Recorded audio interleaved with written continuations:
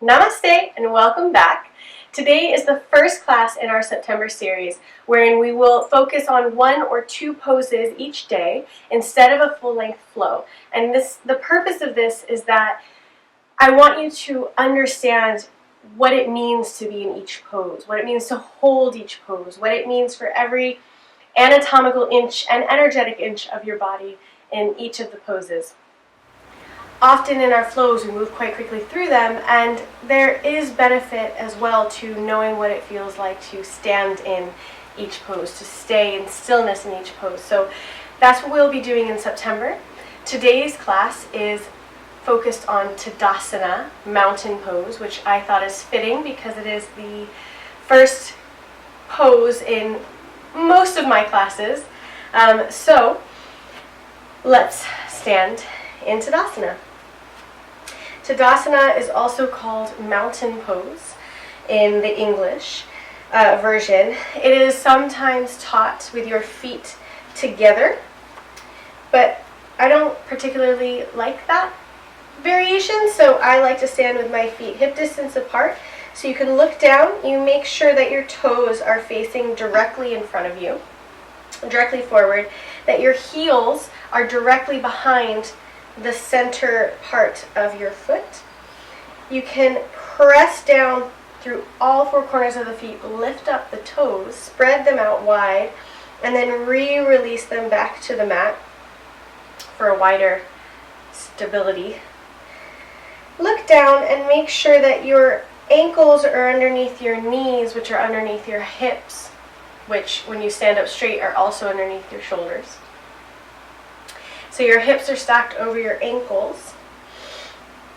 You want to engage through the quads. So press down through those feet, engage through the quads, and energetically squeeze your thighs together.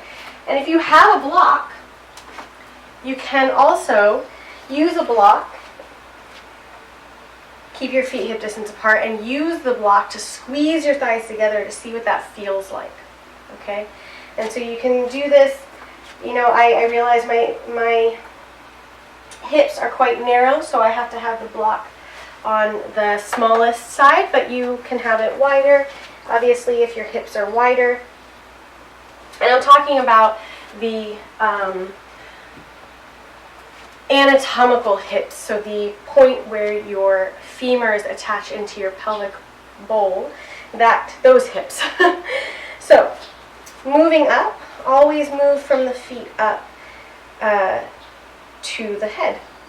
So lift your kneecaps, press through the heels, engage the quads, engage the lower abs, lengthen the tailbone towards the heels, and you can also imagine if lengthening doesn't make sense to you, because we don't want to squeeze the butt, we want to gently create more length. So if lengthening doesn't quite work, perhaps imagine that your hip points have little hooks and you just gently lift them up slightly. It's a very small movement, but it takes away the arch in the lower back, is what we're trying to avoid. So if you take those hip points and you gently lift them forward and up, that will lengthen the tailbone. And then imagine that your rib cage is lifting away from your hips. Find that space.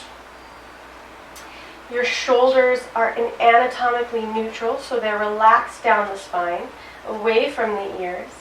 And your palms face forward or to the sides of the room, which to me is incredibly uncomfortable, but perhaps it isn't for you. So for me, it's always forward. Energetically spread the fingers wide,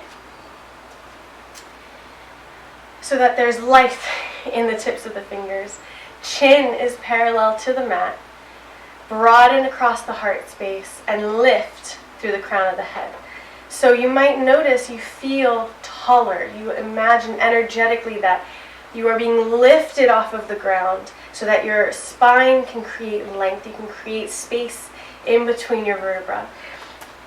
And your feet are grounding into the mat. So this is Tadasana.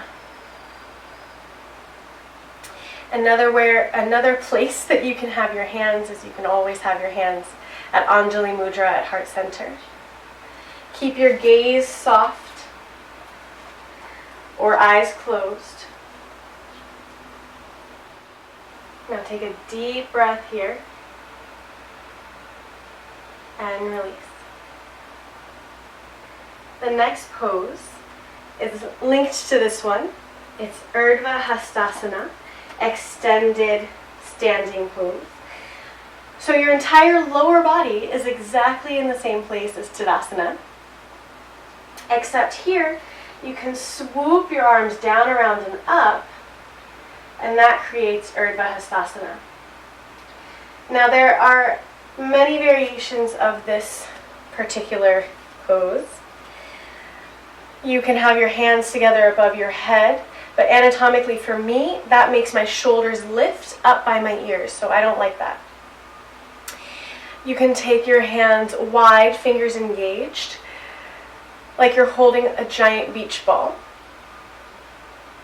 You can do goalpost arms, which creates a beautiful stretch across the chest.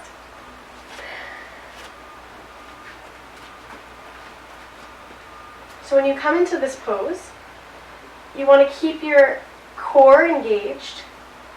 Relax the shoulders away from the ears. So again, that bigger space stops the shoulders from rising. You want to give yourself space. You never want to create tension or tighten up. You want to have that space. You can also have your shoulders in front, your arms in front of your head, rather than directly next to them, depending on your flexibility across your chest and your shoulders. It's a slight back bend, so you want to lift the heart space as though there's that chain that was lifting the crown of your head. Now you're lifting your heart space. Engage through the core so that you're not overly arching, right? We're still keeping the tailbone lengthened. Only lift through the heart space. And you can keep your chin neutral, or you can gently lift your chin and look up towards the sky.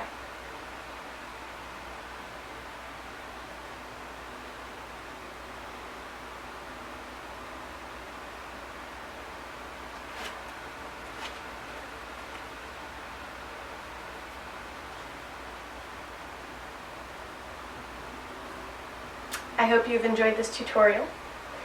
Please practice as much as you'd like, and I will see you tomorrow for the next one. From my heart to yours, Namaste.